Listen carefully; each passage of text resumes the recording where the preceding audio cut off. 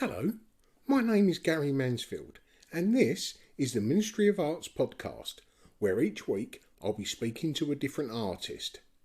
Now let's begin by bagging these bongos.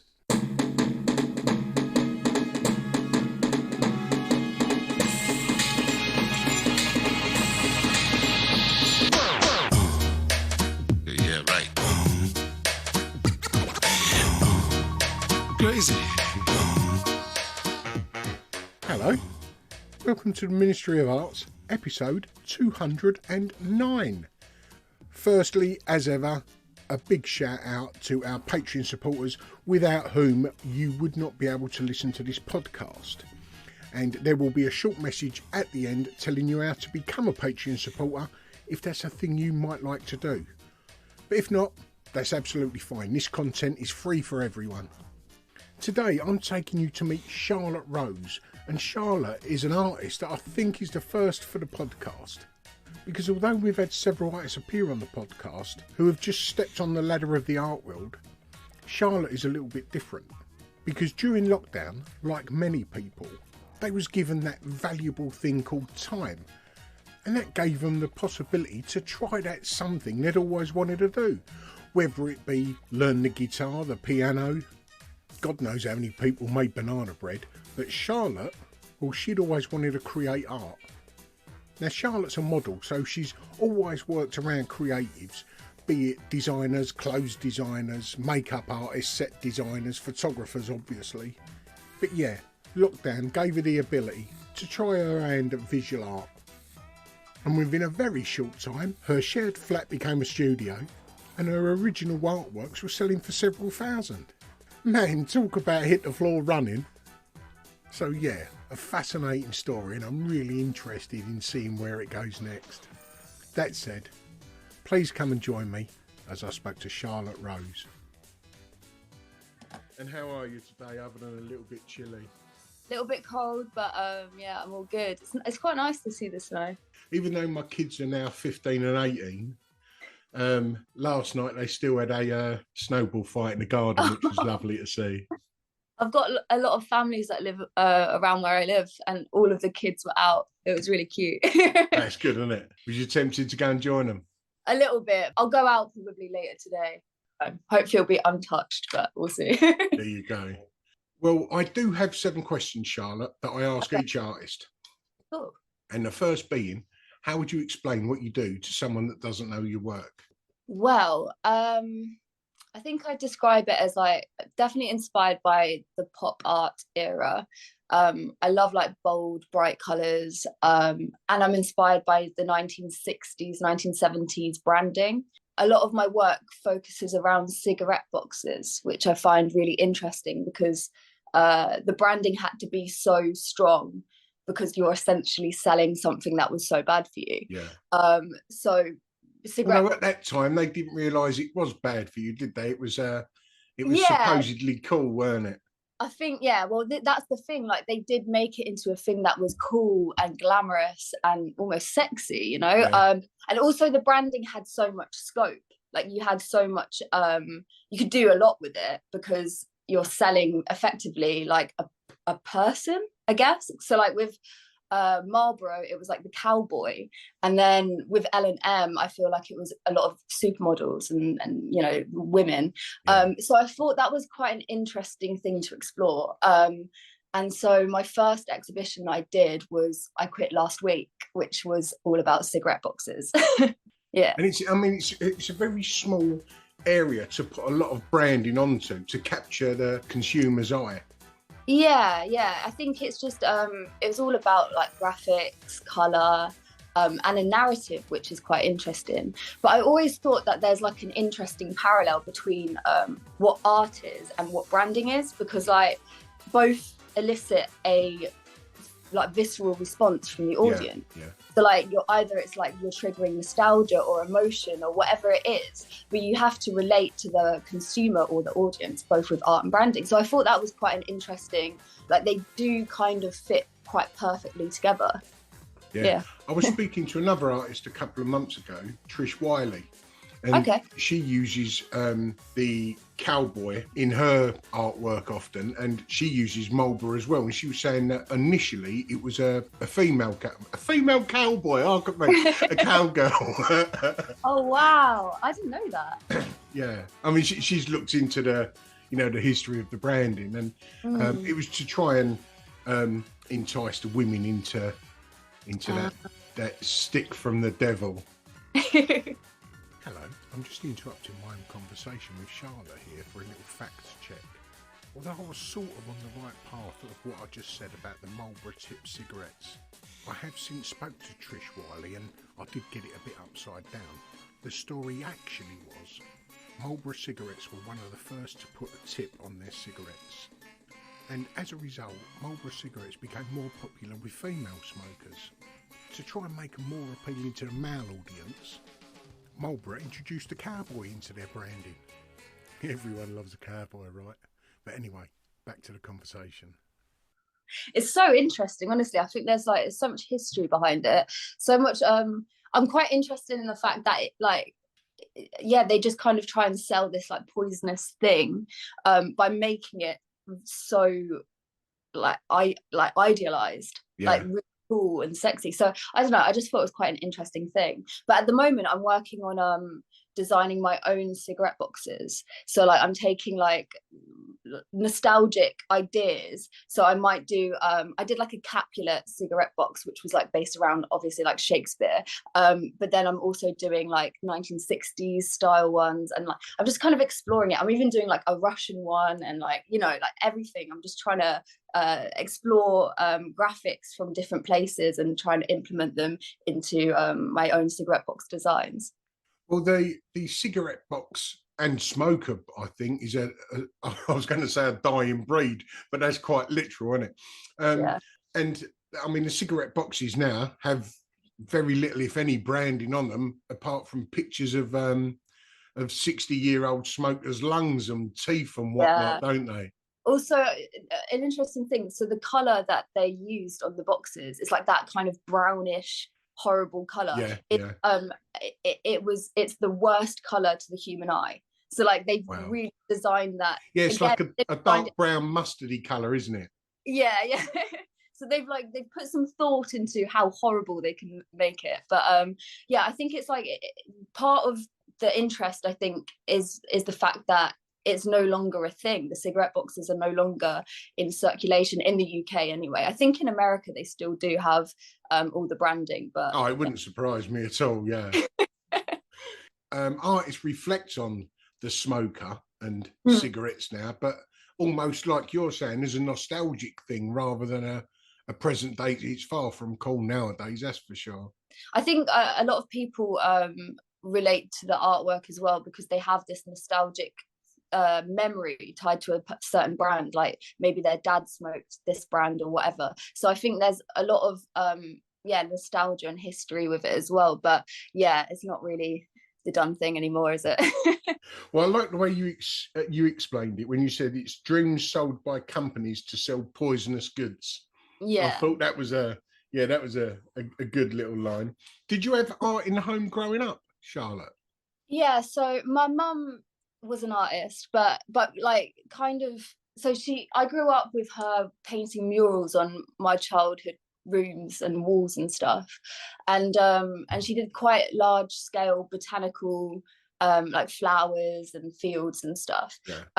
So I always grew up with her painting and kind of in the background of my life. She never really sold, she just kind of sold very locally. She wasn't really in galleries or anything like that, but I think it was more of a confidence issue than anything. But my grandparents were also artists. They met in art school when they were teenagers. So cool. Yeah, like proper it's in the blood then. Yeah. And where was home growing up? I grew up in Bedfordshire, so I was kind of in the middle of nowhere in the countryside. A very like almost farmland. It was very different to London, but I moved to London when I was 18 to go to university. And what was it art you studied there or something else? So I didn't know I wanted to be an artist until I left university. Nice. So I studied English literature and creative writing because my whole childhood I wanted to be a writer, a novelist, but I wasn't very good at it, if I'm Yeah, uh, theory and practice do collide sometimes, don't they? yeah. But do you know what, I really enjoyed like creating worlds and creating I love creating things, so I think that's what I enjoyed about it. But if I'm honest, like I've never been tested for it, but I think I might be a bit dyslexic. Yeah, yeah. I'm awful at spelling. I'm not very good at punctuation or anything like that. I just loved the creation of something. So when I graduated, I did okay. I got like a 2-1. But yeah, I just kind of sat twiddling my thumbs for a bit. I was modeling at the time, so I was like, I'll just do this for a bit.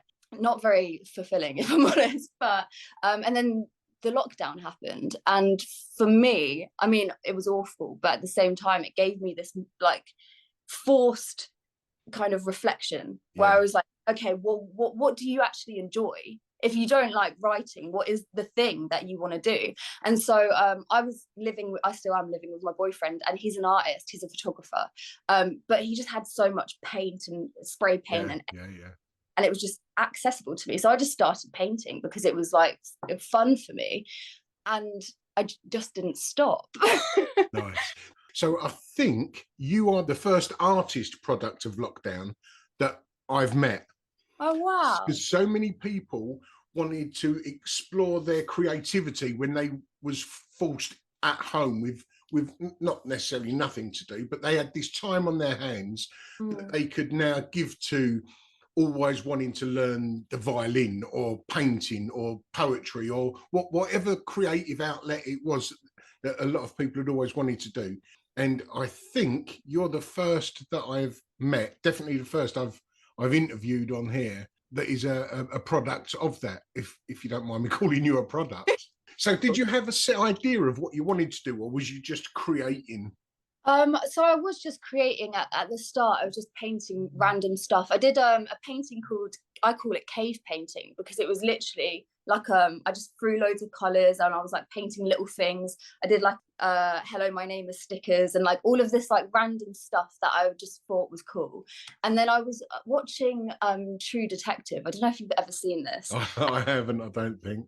Yeah, so it's like this detective is chain smoking cigarettes, kind of retelling a story, and he's got a pack of Camels on the table, and I was like, well, that's really cool, like he looks cool. And so I thought, okay, I'm just going to paint a massive study of Camel cigarettes. So I got unstretched canvas, I bought it by the meter, I nailed it up into my living room walls, and I just painted massive Camel cigarettes, and I Wow. changed camel to the American flag, and put it on Instagram, and everyone was like, this is amazing.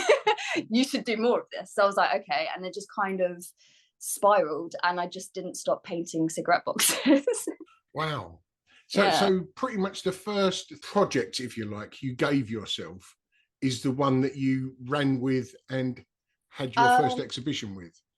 so I wouldn't say the first project, because I did do a lot of other things. I did some body printing, like Eve Klein kind of Yeah, style. yeah, yeah, yeah. And I did I've done a lot of stuff that hasn't seen the light of day as well. So And will it ever?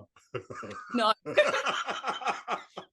but it was one of the first, like it didn't take me long, but I think I had a lot of like ideas of what I liked. So I knew that I liked Andy Warhol, for example. Yeah. I'm a big fan of Harlan Miller as well.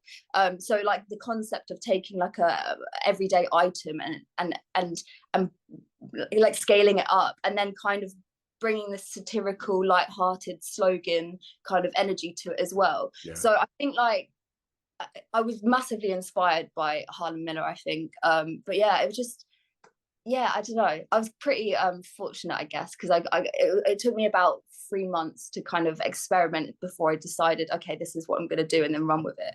But yeah. Because the effect that you give your cigarette boxes is a distressed look, isn't it? Yeah.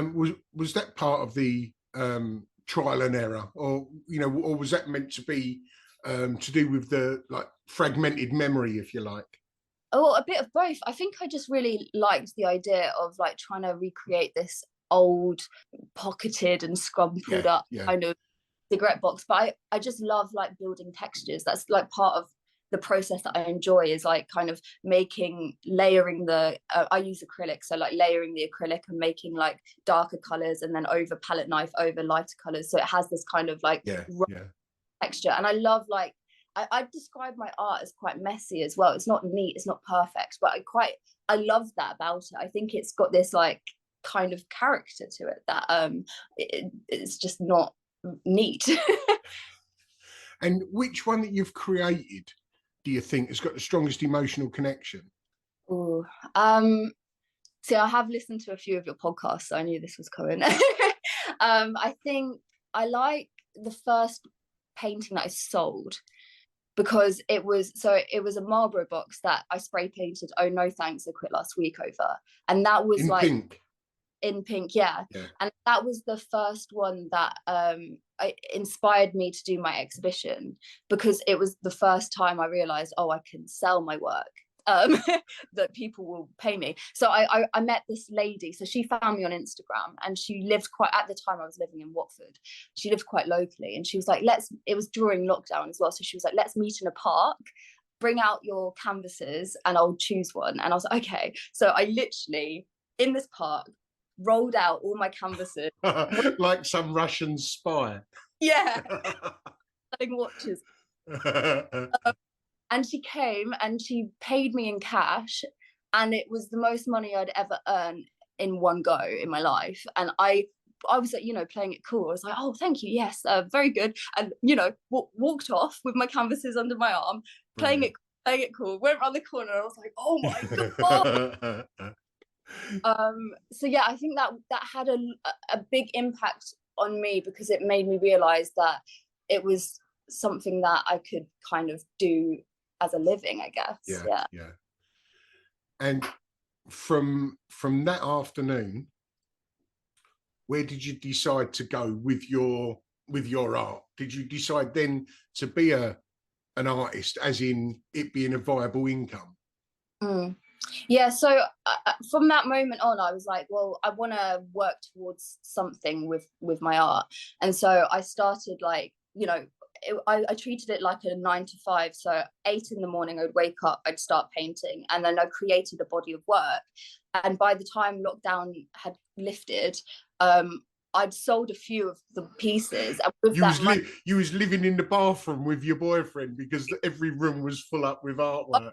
Literally lived in a really tiny flat, and we had the whole living room was an art studio. Wow. It was ridiculous. But yeah, with the money that I kind of pre-sold some work with, I self-funded my first solo exhibition. So I was quite proud of that, because I was 22 at the time, and had no experience with organizing anything in my life, and just kind of went for it. So yeah. And whereabouts was that? Where was your first exhibition? It was in Fitzrovia at NoHo Studios. Oh yeah, well, okay. Yeah. Well, that's not a bad place to have your first one, is it? Not a bad place. Yeah, I thought in my head, I was like, well, I want to do it in a fancy area, like maybe something, because that's where people who are famous do it. So I was like, I want to, go big. And then my second exhibition, I did the same at NoHo Studios, which is it's a great venue. So I thought, why not? I'll just do it again.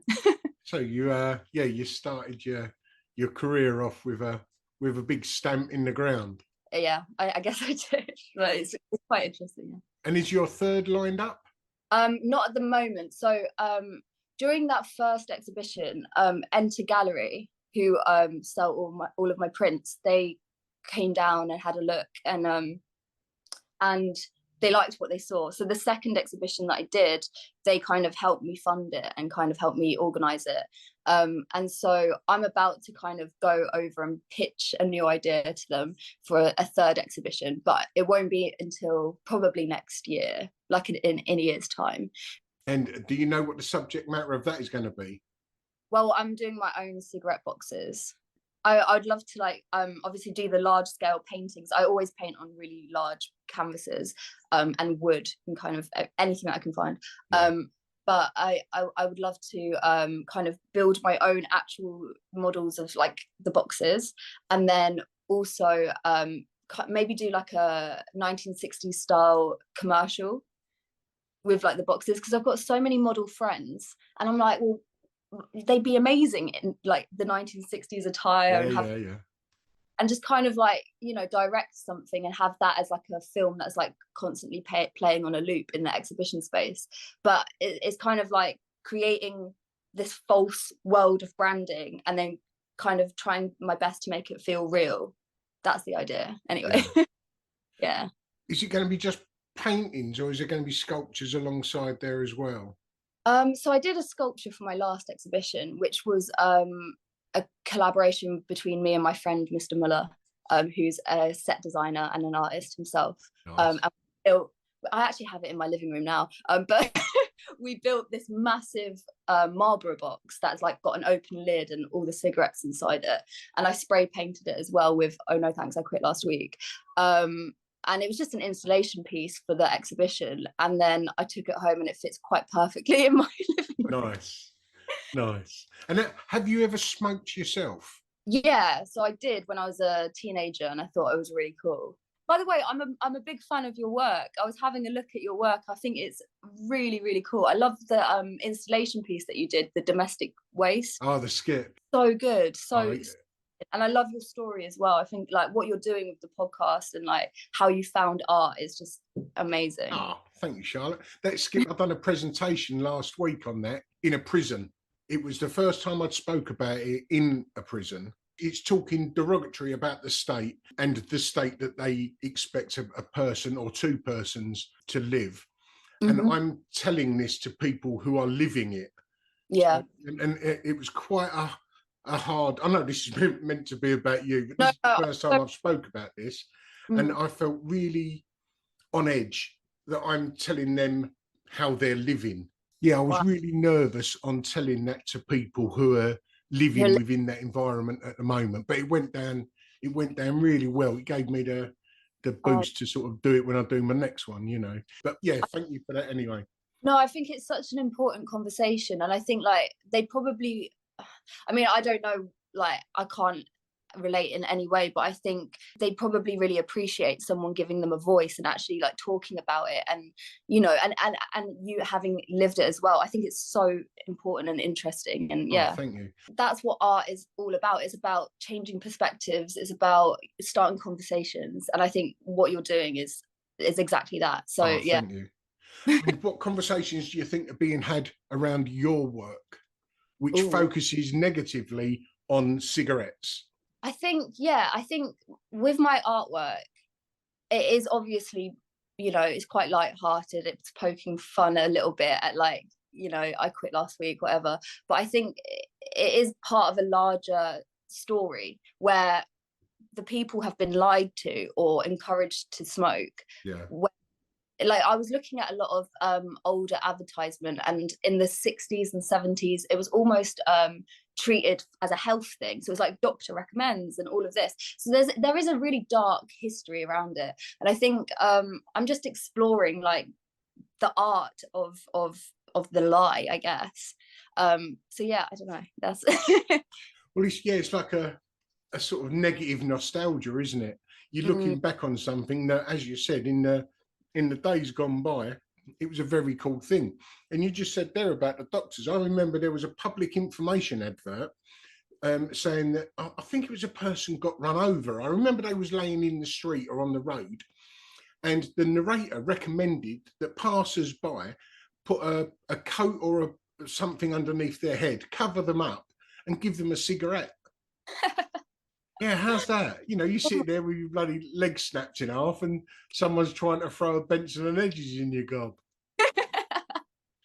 I mean, yeah, it was just a different outlook on the world, I guess. But it's very interesting. But I think I tried to explore a little bit more, something a bit different in my second exhibition, where I introduced like one of my favorite pieces that I've done is the guzzle piece, which was shell oil, and then I had Daffy Duck dripping with oil, like you see oil sticks of the birds, and then it was just so like that's kind of an elevation of ideas. But again, I'm trying to like treat a really serious topic with like this level of like humor, because it's like, as I think it's a very British thing to do, it's like talking about very dark much so.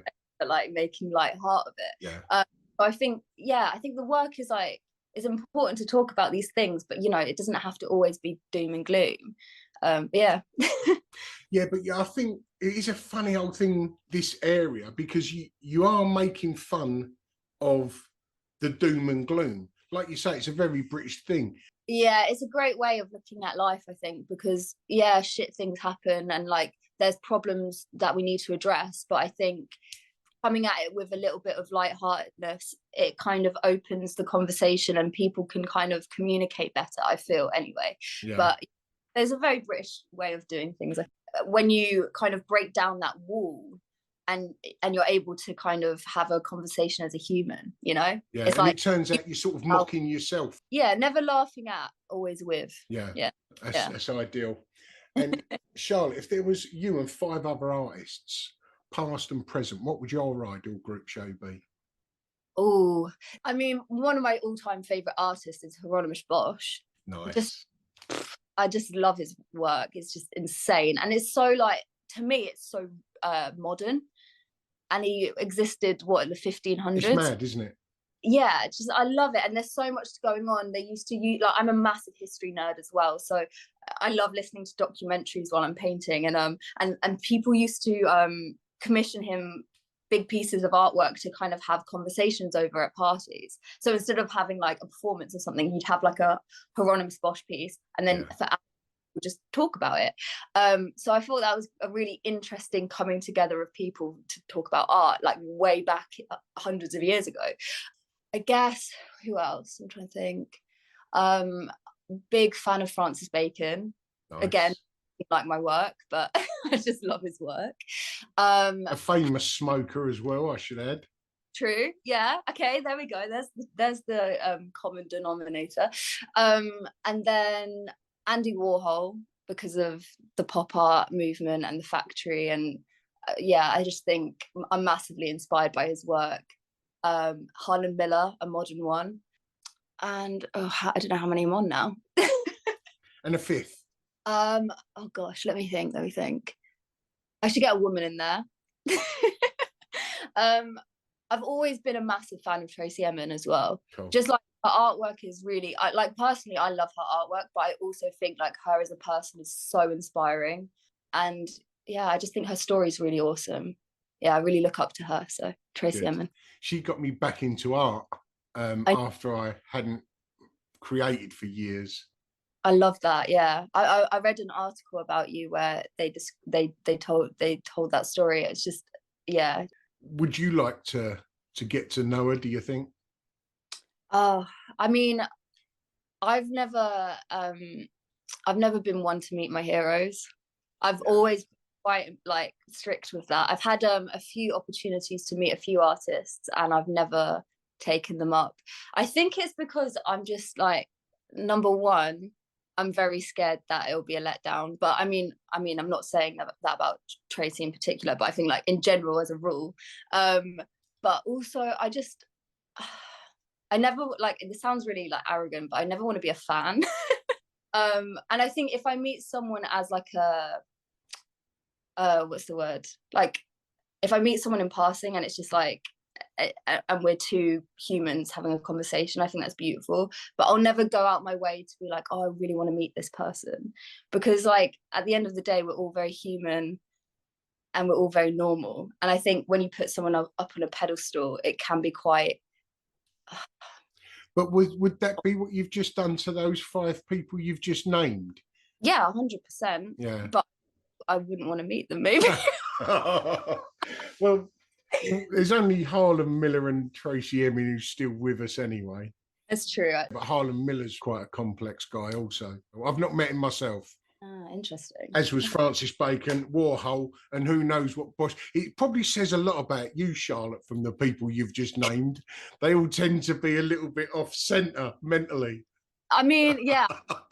You know what? Like, artists are, though, aren't they? Me included, I feel. Like, I think to be someone that creates something and to feel a lot of emotion and to express so much, you can't be normal. No, I don't think so. Being an artist is such a solitary thing. Yeah. It's not social thing at all. Like I spend hours alone with my own thoughts, which drives me insane. And I think like to want to do that is makes you a bit crazy. I don't know.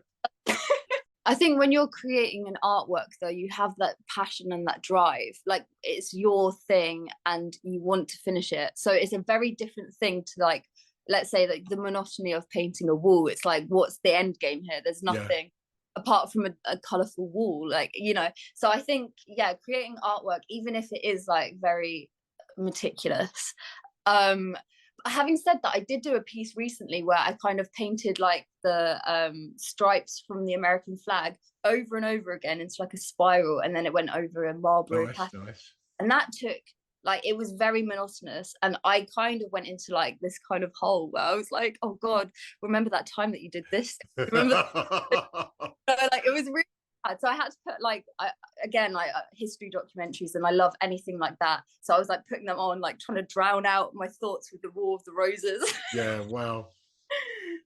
Well, I notice you've got, I presume that's a Harlan Miller print on the wall to your... No, it's a Salem. It's a Salem. Yeah, I see that. I mean, I did think it was a Harlan Miller book. I could just see a little fraction of it. The advertisers used pretty much the same approach with a cigarette box and book covers, because you've only got a very small surface area to grab the consumer's eye, haven't you? Yeah, exactly. I think the Penguin books that Harlan Miller works with are so iconic, and they have that kind of nostalgic energy similar to the cigarette boxes, because they've transcended time. I don't know how long they've been going for, but you know, you find them in like the charity shop down the road from like so like they've been in the background of people's lives forever, just as cigarette boxes have. So they have this kind of, yeah, the nostalgia, the history. It's quite yeah, it does have a parallel. And Charlotte, if you wasn't an artist, if you look back on your long career so far as an artist, what would you like to be? Is there anything else you'd like to be? I know you've been a model, but is there anything you'd like to be other than what you've... I mean, I always liked the idea of like, I mean, I think I'm going to do it as well as, but I've been working on a fashion brand where it's inspired by like French 1960s icons like Jane Birkin and Brigitte Bardot. And I've been painting watercolor patterns that I've scanned in, and I'm going to print onto the fabrics. And then, so I'm kind of merging my art with my love for fashion.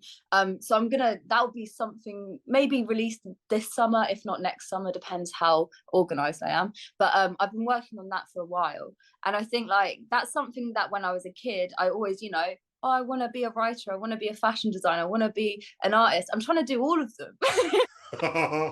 You know? So all you got to do now is write a book about your fashion career and your art career, and you would you'd have achieved all three.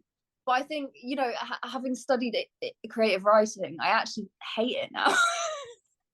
Like I've always had a really big problem with teachers and like being told what to do. Like I'm so bad at it. So as soon as I started studying it, I just completely lost interest. So I think in that way, I'm kind of glad that I never studied at university for art, because maybe I'd fall out of love for it, or Possibly, I'd be told, you can't do this, you can't do that, and then I would be like, well, I don't want to do it then. But I've got a lot of friends who have been to like really big art universities, so you know, I just ask them the questions that I don't know. So I'm like, how do you do this, how do you do that, what kind of paint do I need? Like I just discovered gouache, which is like this kind of medium between watercolor and acrylic. You kind of get this color look without it blending together. I had no idea about that, but I get my prints done by Dark Matter Studio, and in that they let me kind of hand finish them in there because they're so big. And there was an artist painting, and he was painting with gouache, and I was like, oh, what's that? You know, I've just asked all the questions, and I'm really curious. And I think yes, education is amazing, go to university, but at the same time, if you're curious enough and you're around the right people and you ask enough questions, I think you can get just as good education. Yeah, no, there's no denying that. I mean, it doesn't have to be a university education, that's for sure. I'm not sure whether it's a little bit of myth thrown in there, but Francis Bacon, he never went to university. He was supposedly self-taught. Yeah. But I think the people that he was speaking to were fellow world class artists. So, Yeah. he's getting a bit of tutorage from the top, as it were. Well, I mean, I've been trying to do the same. If I'm honest. Like, I mean, my boyfriend Harris is just an amazing photographer, and he just, like having him, I kind of consider him as a bit of a mentor as well. He's represented by Maddox Gallery. Yeah, so he's got like, good credentials. He's got a good team around him. I've met Rugman. I think you did an interview with him. How cool's Rugman? Yeah, so I the guy who helped me with my massive cigarette box, he lives in the same warehouse space as Rugman, or like where his studio is. Yeah. So I met him, and like, I have like a lot of people around me that are amazing artists, and I learn so much from it. Like, I'm a bit of a sponge. Just ask everyone everything. And the sort of feed out questions are, have you anything coming up? So at the moment, I've got a few prints selling at Enter Gallery, and like I said, I've been kind of painting these small scale cigarette boxes that I've designed.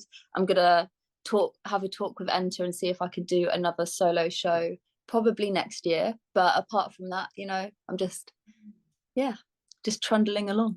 Good. That's a good thing to do. And where can anybody find your work, be it a website, social media? So my social media is char.lotroseart.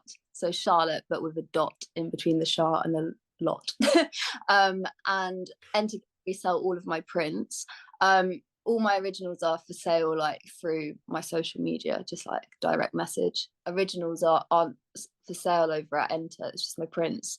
But social media has been so good for selling artwork that I really like. I just don't need the website, but I guess no. If you don't need it, you don't need it. I'm with you on that. I have noticed where I haven't had it for about 3 years now. Yeah. I am getting the urge to have another website. Yeah, no, I completely agree. And I think I moved on to TikTok, because this is like the new thing. I did that about 2 years ago. My boyfriend was like, don't do that.